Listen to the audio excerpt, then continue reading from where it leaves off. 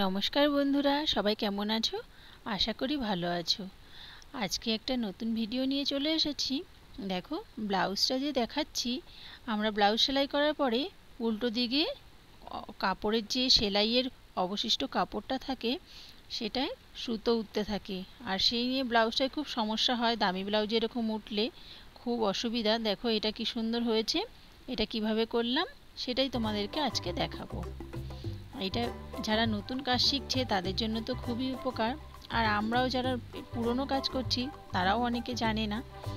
এই দেখো, ব্লাউজটা যে আমি আগের থেকে কেটে রেখেছিলাম সেটাকে এখন সেট করছি।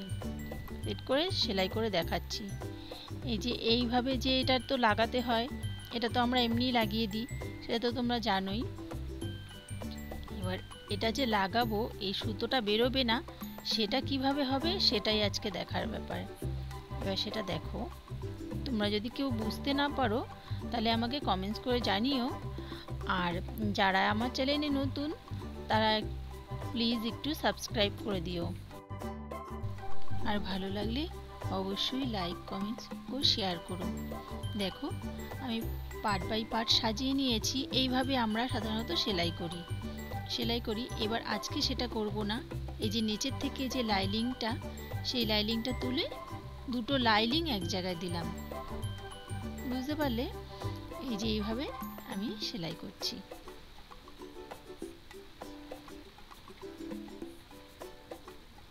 দুটো লাইনিংয়ের জায়গা এক জায়গায় হবে, মানে পার্ট বাই পার্ট যেমনভাবে সেলাই করি সেমনভাবেই সাজিয়ে নিয়ে নিচের লাইনিংটাকে ওপরে তুলে দেবে, কিংবা ওপরের লাইনিংটাও নিচে দিলেও হবে। এইভাবে আস্তে আস্তে ধরে সেলাই করে দেবে। দেখো করে দিলাম। এবার একটা ডবল সেলাই দিয়ে দেবে, যেহেতু অর্ডারি কাজে একটু ভালো করে সেলাই দিতে হয়। এইবার ছোট ছোট করে সাইডটাকে গোল করে রাউন্ড করে কেটে নেবে। এইবার দেখো সেলাইটা কোথায় ভেতরে ঢুকে গেল।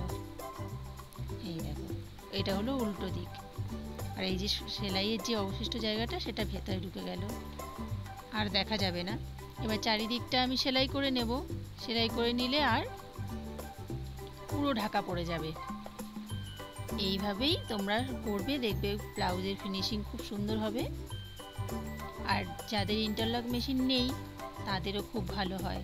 ইন্টারলক মেশিন ছাড়া এই ধরনের সিল্কের শাড়ি ব্লাউজ খুব সমস্যা হয়। আর তারপরে এই দেখো, আমি 1 ইঞ্চি করে টেকিংয়ের জন্য জায়গা রেখেছি, সেটা টেকিংটা দিয়ে নেব।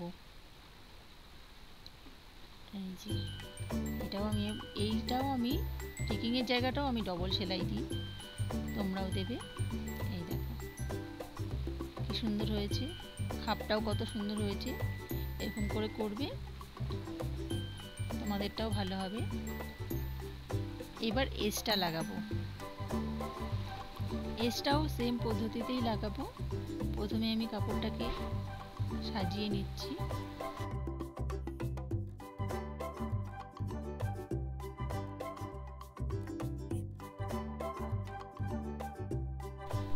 দেখো, এইভাবে আমরা সাধারণত সেলাই করি।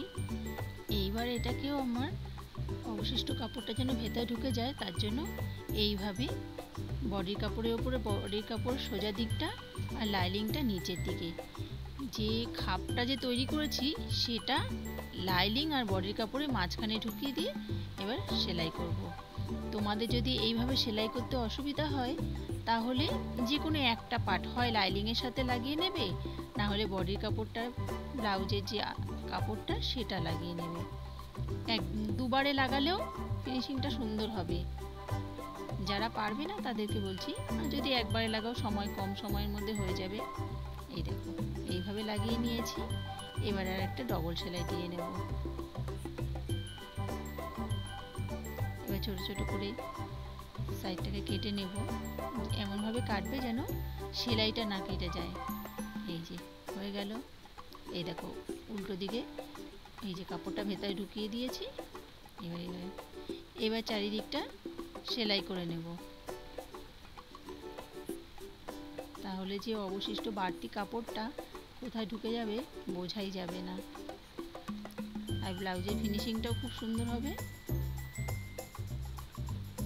এই হয়ে গেল এস লাগানো।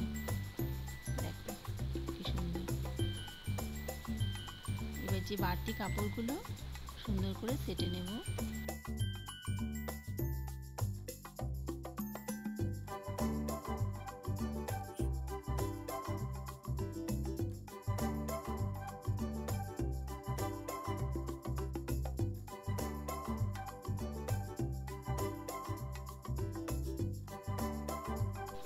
এবার লাস্টে দেখাবো ভিটা লাগানো। ভিটাও সেরকমভাবেই লাগাবো। এই দেখো প্রথমে সেট করে নিচ্ছি, তারপরে লাগাবো কি করে তোমাদের দেখাচ্ছি।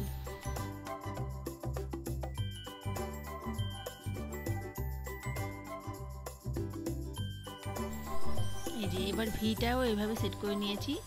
এই যে বডির কাপড়টা যে সেলাই করে নিয়েছি, এই বডির কাপড়টা লাইনিংটা আর ব্লাউজের কাপড়ের মাঝখানে ঢুকিয়ে এবার সেলাই করে দেব সেম পদ্ধতিতে। এই যে এইভাবে সেট করে নিয়েছি, এবার স্টিচিং করে নেব।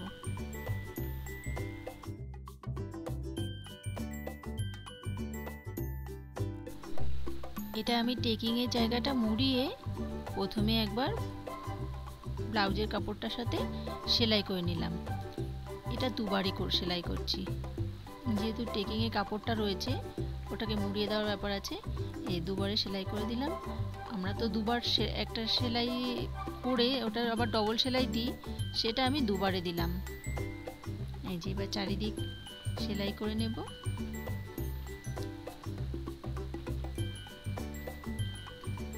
এবার বাড়তি কাপড়টা কেটে দেবো সব।